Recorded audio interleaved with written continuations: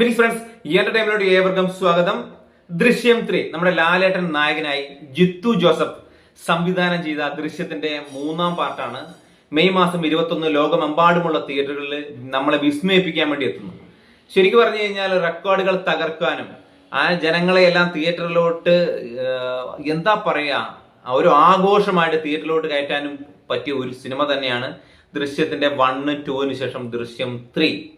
ദൃശ്യത്തിന്റെ ആദ്യ ഭാഗം നമുക്കറിയാം 2013 ചിത്രം റിലീസ് ചെയ്തത്. അത് നമ്മുടെ ജിത്തുവിന്റെ മാന്ത്രിക സ്പർശമുള്ള ഒരു കൊച്ചു കുടുംബ ചിത്രം. ജോർജ് കുട്ടിയും ഭാര്യയും 2 മക്കളും അടങ്ങുന്ന അവരുടെ കുടുംബം, സന്തോഷവും സമാധാനവും ഒക്കെ ആയിട്ടുള്ള അവരുടെ ആ കുടുംബത്തിലേക്ക് അവർ അത്രയ്ക്ക് നല്ല ഫാമിലി, നല്ലപോലെ ബോണ്ടായിട്ട് ഭാര്യ ഭർത്താവ് അല്ലെങ്കിൽ മക്കള് നല്ല സ്നേഹത്തിൽ സമാധാനത്തിൽ സന്തോഷത്തിലൊക്കെ കഴിയുന്ന സമയത്ത് ഒരു ക്ഷണിക്കപ്പെടാത്ത ഒരു അതിഥി കടന്നു വരുന്നു. അദ്ദേഹത്തിനെ ഒരു കാരണം അത്രയ്ക്ക് മോശമായ രീതിയിൽ ആ കുടുംബത്തിനെ നശിപ്പിക്കാൻ വേണ്ടി ചിന്ന ഭിന്നമാക്കാൻ ശ്രമിച്ച ഒരാളെ അവർക്ക് ഈ ലോകത്ത് നിന്ന് തന്നെ പറഞ്ഞു വിടേണ്ടി വന്നു, കൊല്ലേണ്ടി വന്നു. അതിനുശേഷം ഉണ്ടാകുന്ന ആ അത്രയും നല്ല കുടുംബത്തിന് അവർ അറിഞ്ഞുകൊണ്ടല്ല അറിയാതെ അവർ ചെയ്തു പോയ ഒരു തെറ്റിന് അവർ കൊടുക്കേണ്ടി വന്നത് അവരുടെ സമാധാനമാണ്, സന്തോഷമാണ്. അവരുടെ അതുവരെ ഉണ്ടായിരുന്ന എല്ലാം അവർക്ക് നഷ്ടപ്പെടുകയാണ്. അവർ ആ കുടുംബം അവർ ചെയ്യാത്ത ഒരു തെറ്റിൽ, അറിഞ്ഞുകൊണ്ട് ചെയ്തല്ല, അറിയാതെ ചെയ്തു പോയ ഒരു തെറ്റിൽ അവർക്ക് അതുവരെ ഉണ്ടാകുന്ന സമാധാനം, സന്തോഷം എല്ലാം നഷ്ടപ്പെടുകയാണ്. അതാണ് ദൃശ്യം 1 പറയുന്നത്. കാരണം അവർക്ക് എല്ലാം നഷ്ടപ്പെട്ടു, അവരുടെ ജീവിതം നഷ്ടപ്പെട്ടു, സമാധാനം, സന്തോഷം, ഉറക്കമില്ല.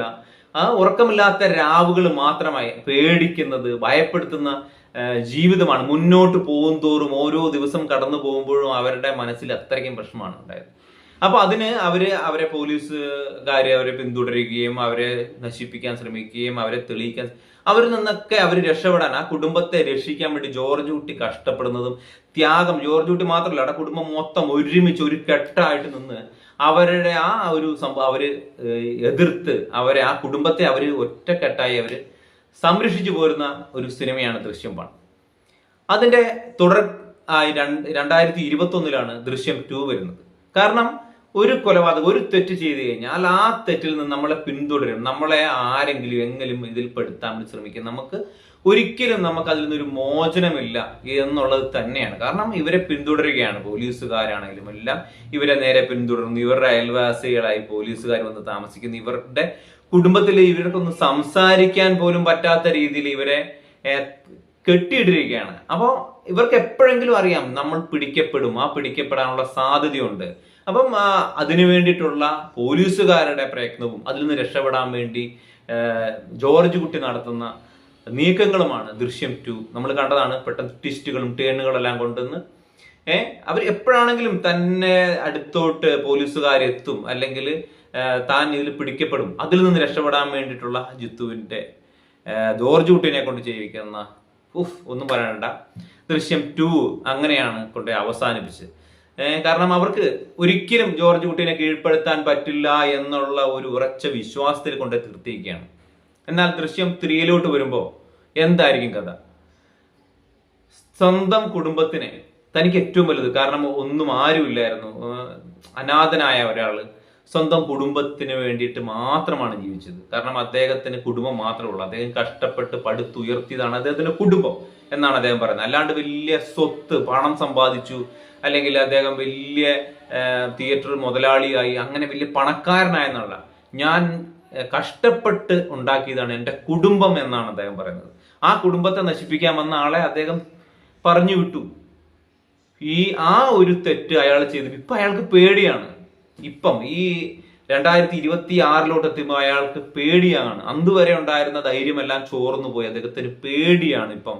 കാരണം ആരൊക്കെ തന്റെ പിറകിലുണ്ട്, ഇതേ അവസ്ഥയിൽ തന്നെ പിന്തുടരുന്നവർ. കാരണം ഇനിയിപ്പം നമ്മുടെ വരുണിന്റെ കേസിൽ ഈ ജോർജ് കുട്ടീനെ കീഴ്പ്പെടുത്താൻ പറ്റില്ല എന്ന് അവർക്കറിയാവുന്നത് കൊണ്ട് ഈ പോലീസുകാര് ഒരിക്കലും ജോർജ് കുട്ടീനെ വിട്ടുപോകില്ല. ജോർജ് കുട്ടീനെ എങ്ങനെയെങ്കിലും പെടുത്താനേ ശ്രമിക്കുള്ളൂ. അതിനുവേണ്ടി കള്ളക്കേസുകൾ ഉണ്ടാക്കാം, അല്ലെങ്കിൽ വേറെ എന്തെങ്കിലും അവിചാരിതമായി സംഭവിക്കുന്ന ചെറിയ തെറ്റുകൾ ഇവർ പെരുപ്പിച്ച് വലിയ കേസുകളാക്കി ഒന്നെങ്കിൽ ജോർജ് കുട്ടീനെ, അല്ലെ ഭാര്യ, അല്ലെങ്കിൽ മക്കളെ പെടുത്തുന്നത്. ഇവരെ പിന്തുടർന്നുകൊണ്ടിരിക്കും. ഇവരെ പല പല കേസുകളിൽ പെടുത്തും. ഇവർ ചെയ്യാത്ത തെറ്റുകൾ ഇവരുടെ തലയിൽ കൊണ്ടുവന്നിടും. ഇവരെ എങ്ങനെയെങ്കിലും നശിപ്പിക്കാൻ, ഈ കുടുംബത്തെ ഛിന്നഭിന്നമാക്കാൻ വേണ്ടി പോലീസുകാർ ശ്രമിച്ചുകൊണ്ടിരിക്കും എന്നുള്ളത് തന്നെയാണ് ദൃശ്യം 3 പറയുന്നത്. അതിലൊരു മാറ്റമില്ല. അത് മാത്രമല്ല, ഇതിൽ നിന്നും അവരെങ്ങനെ രക്ഷപ്പെടും? സ്വന്തം കുടുംബത്തിലുള്ള ആളെ വെച്ച് തന്നെ ഇവര് ഈ കുടുംബത്തെ നശിപ്പിക്കാൻ ശ്രമിക്കുമോ? നമുക്ക് നോക്കാം. അപ്പം എന്റെ ഒരു തോന്നലാണ് ഞാൻ പറഞ്ഞത്. കാരണം ഈ പോലീസുകാര് കള്ളക്കേസുകൾ ഉണ്ടാക്കി വന്ന് ഈ കുടുംബത്തെ നശിപ്പിക്കാൻ ശ്രമിക്കുന്ന ഒരു പ്ലോട്ട് തന്നെയായിരിക്കും. കാരണം വരുണിന്റെ ആ കൊലപാതകം ഇനി ഇവർ ജോർജ് കുട്ടിയുടെ തലയിൽ കൊണ്ടുവന്ന് വെച്ച് ഇനി അവർക്ക് അതൊന്നും ചെയ്യാൻ കഴിയില്ല. അവർക്ക് ചെയ്യാൻ പറ്റുന്നത് ഇവരെ വേറെ ഏതെങ്കിലും രീതിയിൽ പെടുത്താൻ പറ്റുമെന്നുള്ളൂ. അപ്പോൾ ഇപ്പം ജോർജ് കുട്ടി പേടിയിലാണ്, ഭയത്തിലാണ്. തന്റെ കുടുംബം തന്റെ കയ്യിൽ നിന്ന് വിട്ടു പോകുമോ?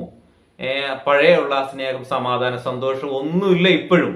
അറിയാതെ ചെയ്തു പോയ ആ തെറ്റ് മൂടി വെക്കാൻ ശ്രമിക്കും തോറും അതിലോട്ട് ഇവരെ പെട്ടുപോകുന്നതും ഇവരെ ഇങ്ങനെ കൊണ്ടുപോകുന്നു. ഒന്നും പറയാനില്ല. അപ്പോ 21 ദിവസമാണ് ഇനിയുള്ളത്. ആ 21ാമത്തെ ദിവസം ദൃശ്യം 3 ലോകമെമ്പാടുമുള്ള തിയേറ്ററുകളിൽ നമ്മളെ കോരിത്തരിപ്പിച്ച് വിജയിപ്പിച്ച് നമ്മളെ സന്തോഷിപ്പിച്ച് നമുക്ക് ഒരു അടുത്ത അനുഭവമായി മാറട്ടെ. ഇൻഡസ്ട്രി ഹിറ്റ് മാത്രമല്ല, പാൻ ഇന്ത്യൻ മൂവി ആയിട്ടുള്ള ഒരു വിജയം ഉണ്ടായി മാറട്ടെ എന്ന ആഗ്രഹത്തോടെ നമുക്ക് മറ്റൊരു വീഡിയോ ആയിട്ട് വരാം.